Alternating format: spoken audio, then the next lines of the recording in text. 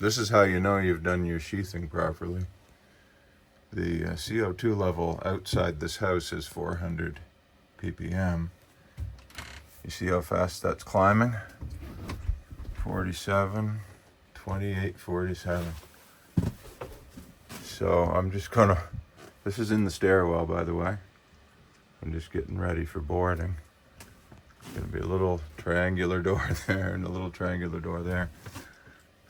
But right up in this area, we get a rapidly rising humidity because I'm here. And you can see there's still a odd air leak. But it's, that's insane. I just disturbed that seam, and you see how, let's open a door.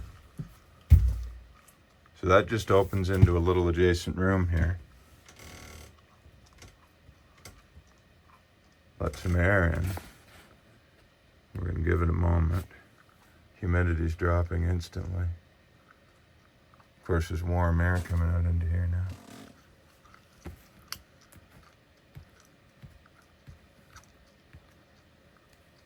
Here we go. We'll open the other door. Into the house. Oh yeah, we're going down now. House has full air exchange. 2800. Should fall off pretty quick. Yeah, 2780. That'll head back down to 500 within a few minutes. So, yeah, she's airtight. Yeah, my breath is rising up to this peak and asphyxiating me. There it goes, 26. It's trending downward now. CO2 sensors are a little laggy. So it is not an easy space to seal. And so the reason you tape all your staples is the wood conducts heat to the inside, conducts it to the staples, and you get little beads of moisture on the staples, which will eventually rust them and rot the wood. So I've got that mostly taped, that section back there. But it's not a simple sealing because we have, you notice there's a big strip there.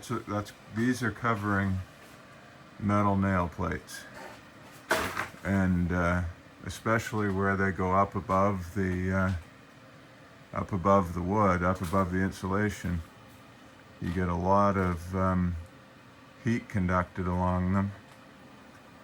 And it's not so much a problem for heating the place, but it's a problem for condensation.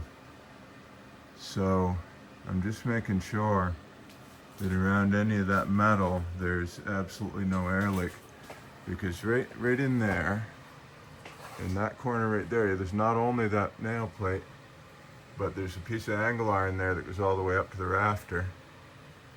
And the attic here is now well under freezing. So we got a temperature difference of 15, almost 20 degrees Celsius right now from the space above this to this space. And there's a metal cable that comes right down almost.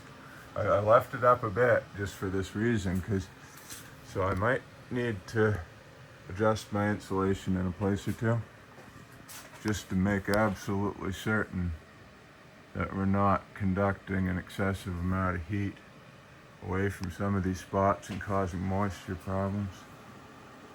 But I mean, overall, it's you'd see little beads of moisture if there was an issue. I caught one up there yesterday. This is all not done yet. I've got to tuck all that up under and tape it to the vapor barrier in the wall. This is one of the hardest spots to do here. That is closed off with vapor barrier, but that's all got to be insulated yet. This isn't an easy spot to do here. I've got it up to there, but you see I have to tape or staple the insulation in. But those staples are straight up to the sheathing on the roof, and they will condense a little bit of moisture until you get the vapor barrier over them. And you have to make sure to tape them, and they compromise that insulation a little bit. So I like to pull those staples once I get the vapor barrier on it. They're just temporarily to keep the insulation in there.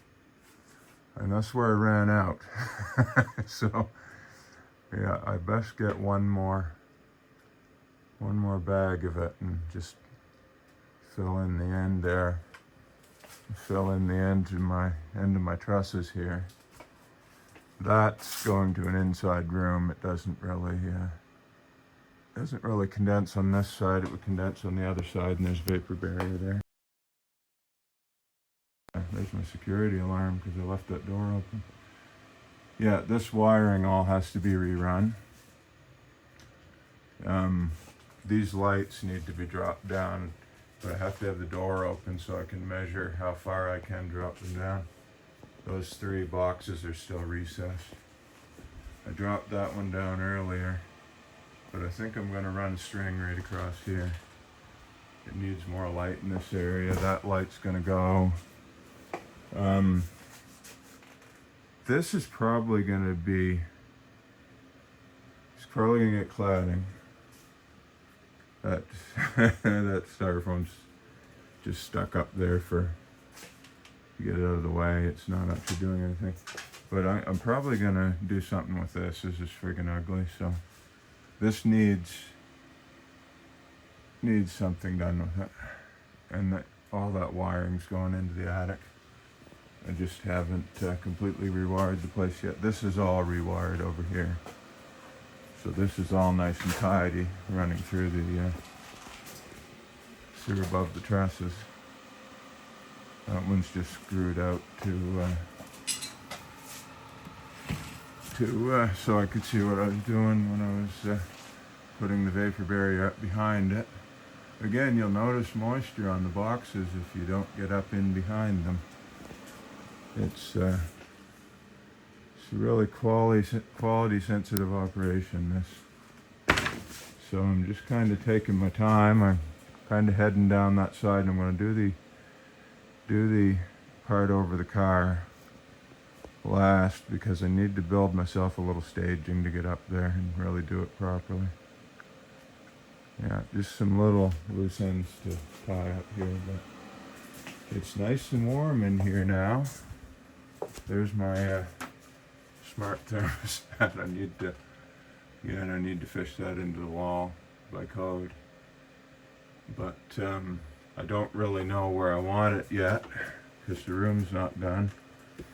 And I don't know where I want my heaters yet, so I got the raw mix running out there for them. That wood's all going to be used up because I'm going to put floor to ceiling shelving back there with a workbench at the bottom. And most likely this is going to be converted to the same type of thing once I don't need the space to work. Here's this is an hour of planing. I swept all of it up that came over here and everything that was on the saw. But there's that too. A same hour of planing. That's from planing my ceiling boards right there. So we got 60 boards for $65, and they were all rough, same as the edges here. But I planed both sides of them, and I graded everything into the middle here that I consider acceptable to go up on the ceiling. Everything over here is almost good enough. You know, it's there's a spot or two on most of these. It could be better. Edges aren't done yet, so this pile are finished boards. I've joined one edge, and then I ran it through the table saw to get a smooth edge on the other side.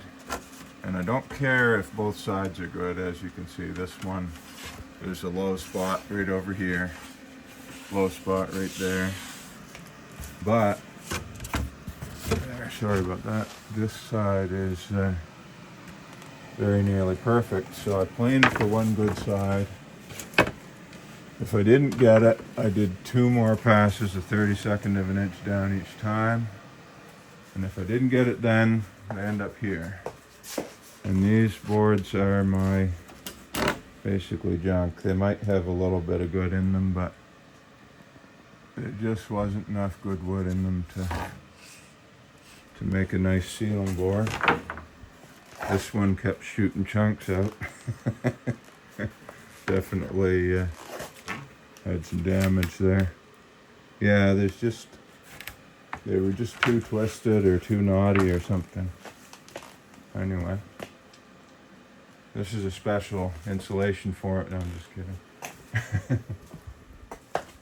Anyway, that's the tour of state of things. It's nice and warm down here.